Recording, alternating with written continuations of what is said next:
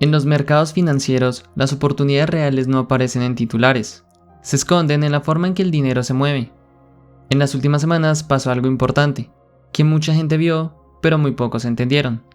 El oro, el activo que tradicionalmente se considera el más seguro del mundo, marcó nuevos máximos históricos, no solo en precio, sino también en euforia.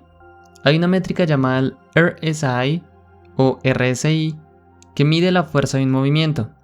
Ese indicador en el oro llegó a estar por encima de 90 puntos. Eso casi nunca ocurre.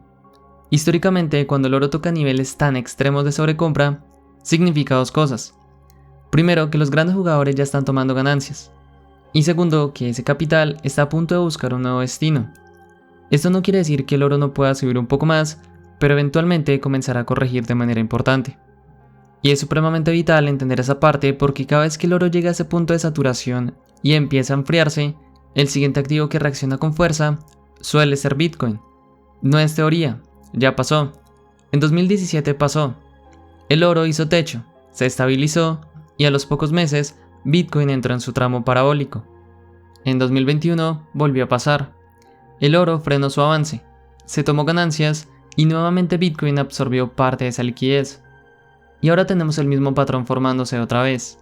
Oro en máximos, señal técnica de agotamiento, toma de beneficios y un mercado cripto que está temblando en el borde de un nuevo impulso. Aquí es donde mucha gente se confunde. Cree que esto es pura especulación cripto, pero en realidad es una historia de liquidez.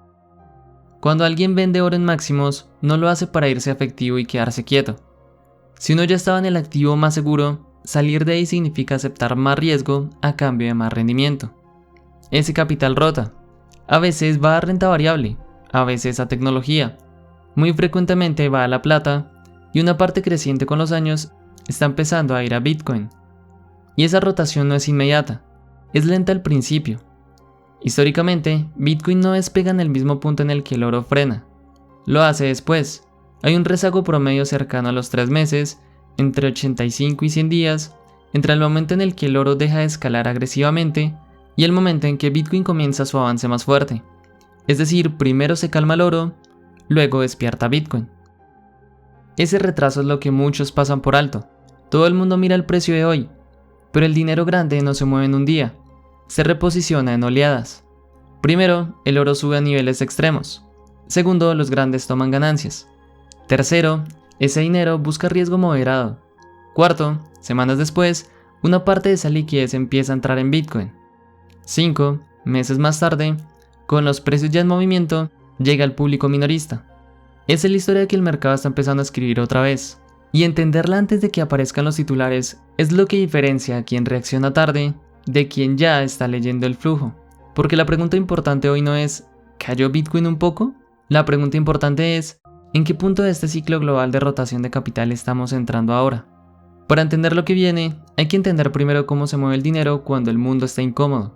Cuando hay miedo global, tensiones geopolíticas, dudas sobre las monedas y nueva liquidez entrando al sistema, el capital institucional corre hacia el oro.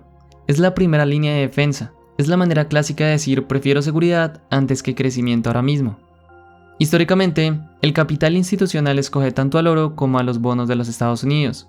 Sin embargo, ya casi nadie quiere los bonos. Esto debido a que se está devaluando el dólar y se va a comenzar a devaluar con mayor agresividad debido a que se acabó el quantitative tightening, están bajando las tasas de interés y eventualmente podría empezar el quantitative easing. Es por esto que prefieren el oro por sobre los bonos de los Estados Unidos. Porque de nada vale la rentabilidad que tengan los bonos si el dólar está sumamente devaluado. Ahora, esta fase no dura para siempre. Cuando el oro se recalienta demasiado y marca máximos agresivos, como lo estamos viendo ahora, empiezan a pasar dos cosas al mismo tiempo. Primero, los fondos grandes toman ganancia. Segundo, ese capital liberado necesita una casa nueva. Ese dinero no salta directo a las criptomonedas. Eso es una falacia. Desciende escalón por escalón en la escalera del riesgo. Pasa así. Paso 1, oro. Paso 2, metales alternativos como la plata. Paso 3, renta variable más arriesgada, tecnología, high beta. Paso 4, activos digitales globales, donde Bitcoin suele ser la primera escala porque es lo más líquido y lo más grande del sector. Paso 5, meses después, cuando el sentimiento ya es alcista y el público minorista vuelve a confiar, es decir, que llega al retail, Esa liquidez empieza a dispersar a Ethereum y luego a las altcoins, hablando un mundo del ecosistema cripto que es lo que nos interesa. Así se construyen los ciclos. El capital institucional entra primero en oro para protegerse. Cuando el oro se satura y poco a poco empieza a desaparecer la incertidumbre, ese capital empieza a bajar un escalón en la escalera del riesgo buscando mejor retorno. Y solo más adelante llega a la fase final, la rotación minorista hacia las altcoins, impulsada más por emoción que por análisis. Eso no está pasando todavía y falta bastante para que eso ocurra. Estamos temprano en el flujo. Ahora mismo lo que estamos viendo es que en varios países alrededor del mundo, miles de personas hacen fila para comprar oro físico en máximos. Es el mismo guión de siempre. Cuando el público llega, los grandes ya están vendiendo. Así es como los usan como liquidez de salida.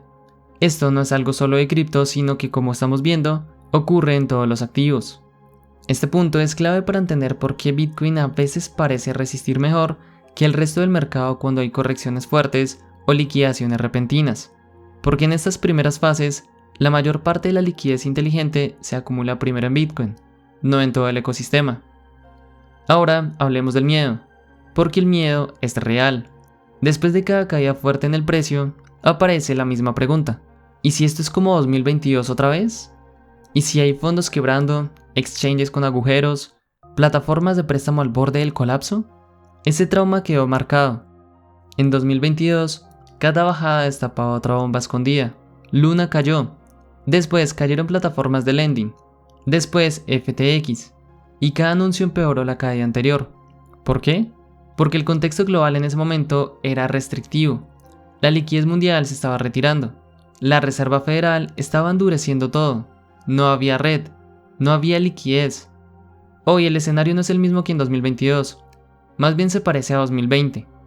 En 2020 también hubo caídas violentas. También hubo liquidaciones masivas. También hubo pánico. Pero la diferencia es que en lugar de apretar el crédito, el mundo empezó a inyectar liquidez. Y esa inyección fue el punto de partida de uno de los tramos más alcistas y más fuertes que ha visto el mercado en años. ¿En qué punto estamos ahora? En un punto intermedio, pero con una dirección clara. La destrucción de liquidez terminó y la flexibilización monetaria está empezando. Diferentes países ya venían inyectando liquidez a sus economías y ya se está empezando a sumar los Estados Unidos. Es decir, puede haber ruido, puede haber sobresaltos en el corto plazo, pueden aparecer historias negativas puntuales, pero en el entorno macro de fondo, que es lo que realmente define los grandes ciclos, se está alineando más con expansión que con contracción. Y cuando eso pasa, la historia siempre termina de la misma manera.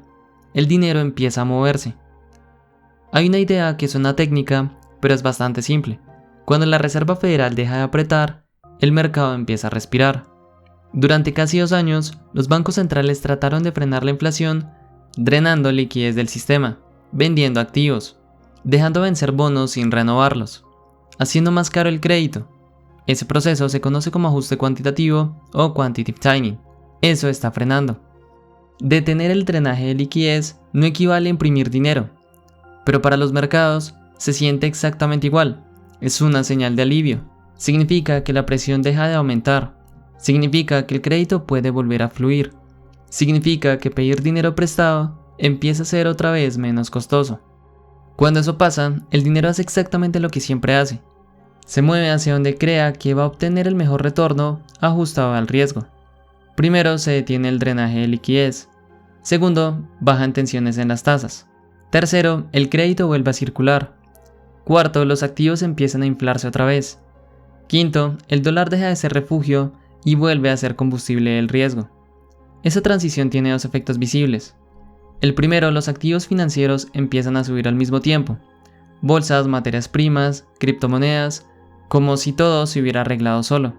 El segundo, el poder de compra real de la moneda de referencia empieza a deteriorarse. Esto es muy importante.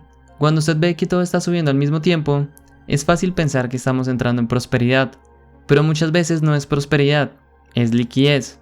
No es que cada activo esté creando más valor de repente, es que hay más dinero persiguiendo las mismas oportunidades.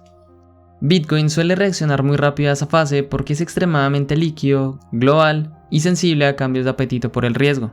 El oro, en cambio, suele reaccionar primero al miedo. Bitcoin reacciona después, al regreso del apetito. Esta secuencia se vuelve a conectar con el patrón histórico. En 2017, el oro se calma, Bitcoin entra en fase parabólica. En 2021 exactamente lo mismo.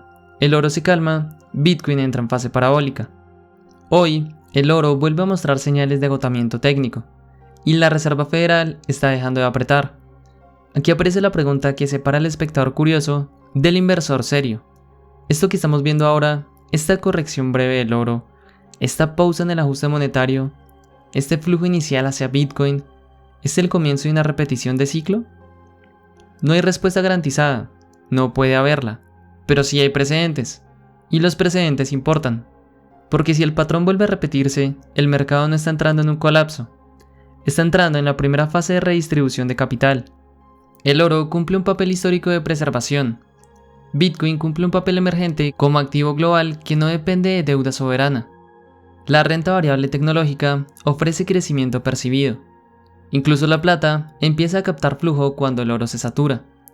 Y al final de ciclo, cuando el optimismo ya es visible y el miedo ya se calmó, es cuando aparecen las altcoins. Este es siempre el último escalón en la escalera del riesgo, ya que son por definición el activo más riesgoso que existe. No estamos ahí todavía. Para llegar ahí, primero tiene que consolidarse la rotación inicial. Oro perdiendo presión, Bitcoin ganando tracción relativa. Por eso el gráfico de Bitcoin versus oro es tan importante. Claro está que tenemos que tener en cuenta el rezago, ya que no todo ocurre al mismo tiempo. Por eso cuando alguien pregunta ¿ya empezó el bull market?, la respuesta correcta no es sí o no. La respuesta correcta es ¿en qué tramo de la rotación de liquidez estamos? Porque el dinero no entra todo de golpe, desciende escalón por escalón. Oro, luego plata, Bitcoin, Ethereum y mucho después altcoins. Claro está que hay muchos otros activos a los cuales también se hace esta rotación de capital, pero como este es un canal que habla sobre el mundo cripto, nos enfocamos en ese flujo. Y ese orden no es casualidad, ese orden explica toda la historia del ciclo. Hoy estamos viendo una versión nueva del mismo guión, oros máximos técnicos de sobrecompra, fondos grandes tomando ganancias, señal temprana de rotación, pausa en el endurecimiento monetario global, Bitcoin empezando a absorber liquidez antes que el resto del ecosistema cripto. Y de nuevo todo esto ocurre en medio del miedo. Miedo a otra caída profunda, miedo a que vuelva un 2022, miedo a que haya una pieza del ecosistema que todavía nadie ha confesado que está rota. Ese miedo es comprensible, pero hay una diferencia estructural entre aquel momento y este. Y es que en 2022 el mercado global estaba cerrando el grifo, hoy lentamente lo está abriendo. Eso no garantiza que los precios suban en línea recta, no funciona tal cual así, pero lo que sí sugiere es que el capital tiene otra vez un incentivo para moverse, y cuando el capital se mueve, lo hace siguiendo la misma lógica de siempre, más rendimiento por cada unidad de riesgo asumido. Ese es el corazón de todo esto, no es pura ideología, no es una promesa mágica, es el flujo del capital. Cuando se inyecta la liquidez, tiene que dirigirse a algún lado, ya que el dinero no desaparece, sino que rota. Sale el activo más seguro cuando este activo ya no tiene más recorrido inmediato, y baja un escalón buscando retorno adicional. Durante años nos enseñaron a mirar solo precios, pero los precios mienten cuando la moneda deja de ser una referencia estable. La lectura correcta no es cuánto subió, la lectura correcta es ¿por qué se está moviendo el dinero? ¿De dónde salió? ¿A qué escalón de riesgo acaba de bajar? ¿Y quién viene después en la fila para recibirlo? Porque al final, cada ciclo económico termina contando la misma historia con distintos nombres. No se trata de adivinar el futuro. Se trata de leer el flujo antes de que el resto empiece a hablar de él. Y ese flujo ya empezó a moverse.